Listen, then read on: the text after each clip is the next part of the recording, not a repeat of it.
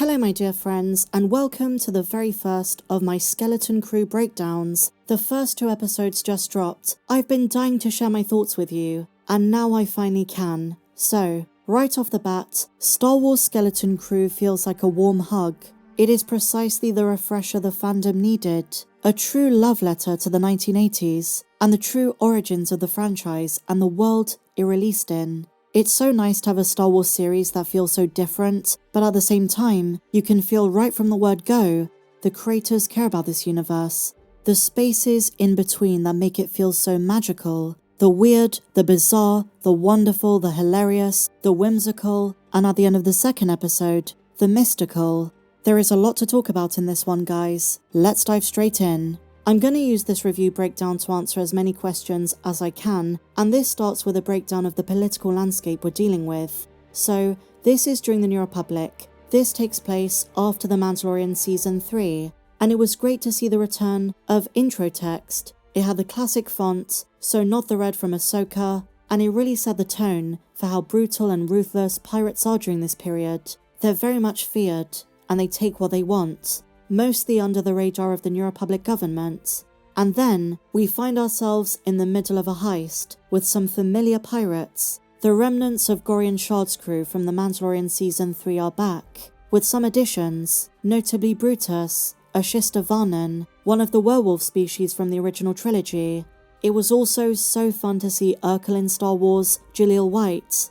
And speaking of the opening sequence, it is remarkably intense and super pacey. And I don't know if you noticed, it is heavily inspired by the opening sequence to A New Hope. Instead of the Tantive 4 with the rebels versus the stormtroopers, here we have the bulk freighter crew versus the pirates. This pirate's crew is led by Jude Law's character, Jodnar Narwood, although as a pirate at the start of the episode, he is known as Captain Silvio, which is one of 3 names that he's going to go by in the series. They're breaking into the vault, but in spite of having lost so many men, despite having gone through so much for this moment to finally collect their booty, the vault is empty, with 1 measly credit left, and they turn on Jod. There's a fight that ensues, but we don't find out about his fate until episode 2. He's thrown in the brig on Port Borgo, and so subsequently, it's Captain Brutus who takes command of the group.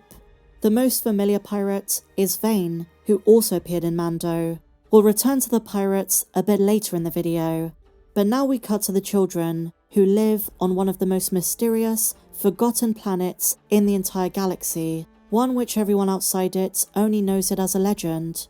Very few believe it exists, and it is of particular interest to pirates. It is known as the Lost Planet of Eternal Treasures, at Atin, where Wim, Neil, KB and Fern live pretty ordinary middle-class lives.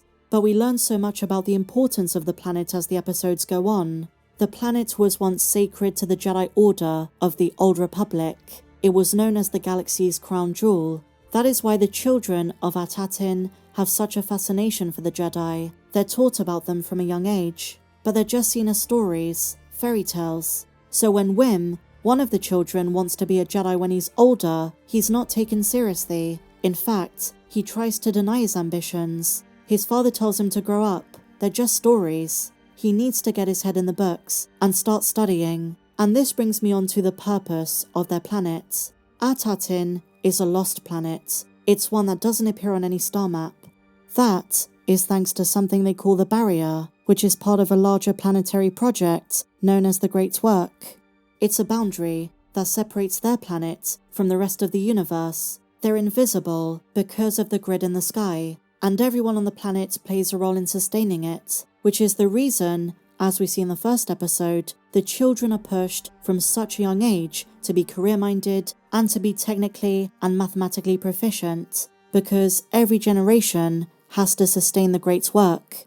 It's also why the planet is run by droids doing the menial tasks, security, babysitting, you name it. Now I have to wonder, is the Great Work connected to the Great Works from the High Republic, the series of projects from Supreme Chancellor Lina So, well over 2 centuries ago? Under-Secretary Farah talks about the security of the Republic, but since Atin is so isolated, I don't think she's talking about the New Republic. Have they really been in isolation thanks to the Barrier for hundreds of years? We have so many questions, But like I said, Wim doesn't fit the mold. He's a dreamer, an adventurer, and he's obsessed with the Jedi of the past. He's always reading about them. So the morning he wakes up late for school, running for the school bus, he takes his bike, goes the forest route, and stumbles into what he thinks is an old abandoned Jedi temple. The adventure begins. Obviously it isn't. And a really fun Easter egg is that Wim mentions Jedi temples which can go underground for their own protection and secrecy, and as a Star Wars Rebels fan, I immediately thought of the Jedi temple on Lothal. So before we move on, I want to tell you my favourite Easter egg of the first episode. Neil's adorable siblings watching the same hologram circus from the 1978 Star Wars Holiday Special, the same one Chewie's son Lumpuaru was watching. The showrunners did warn us there was going to be a reference to that film, and they got it out of the way from the word go. Episode 1, guys. Another really fun callback is KB and Fern talking about power converters. That is, of course, a direct callback to A New Hope. Luke Skywalker would go to Toshi Station on Tatooine to get his. And you know, Fern and KB are very different kinds of characters to what I expected from them. Fern is very bossy. She of course ends up being the captain of the Onyx Cinder. And the entire show so far is littered with 80s sass. There is so much Goonies influence.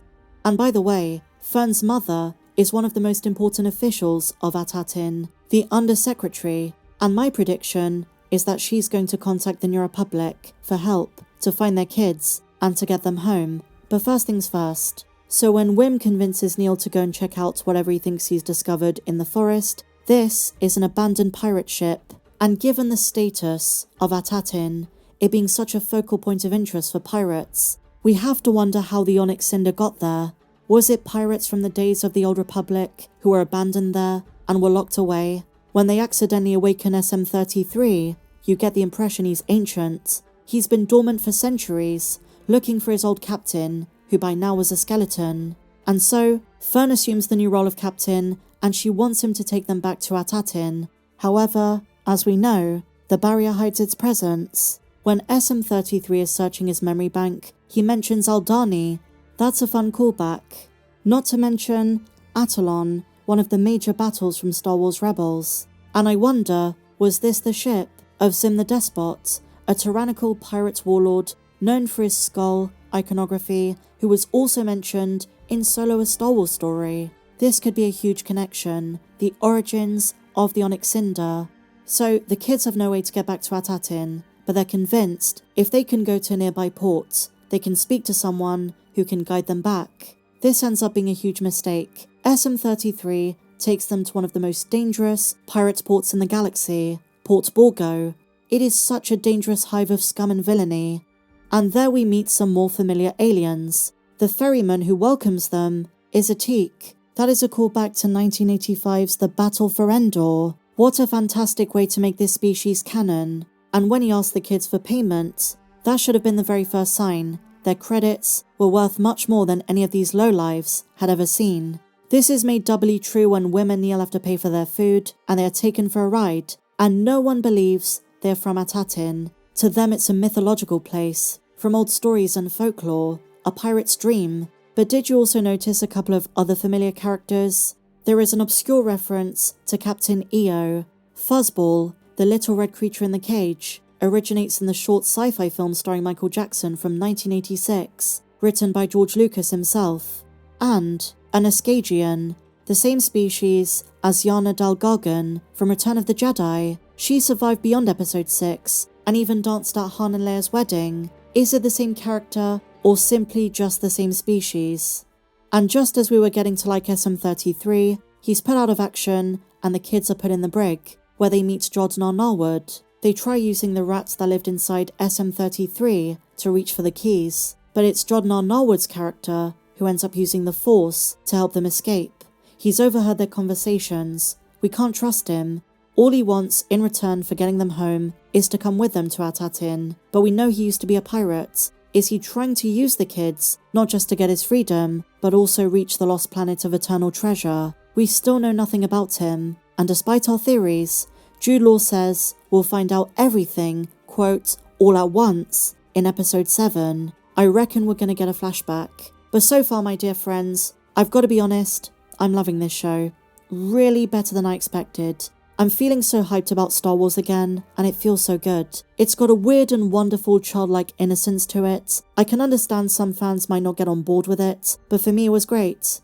But what do you guys think? Share your thoughts on the first 2 episodes in the comments down below. And if you enjoyed this video, please be sure to give me a big fat thumbs up, subscribe if you're new, check me out on socials, and may the Force be with you, always.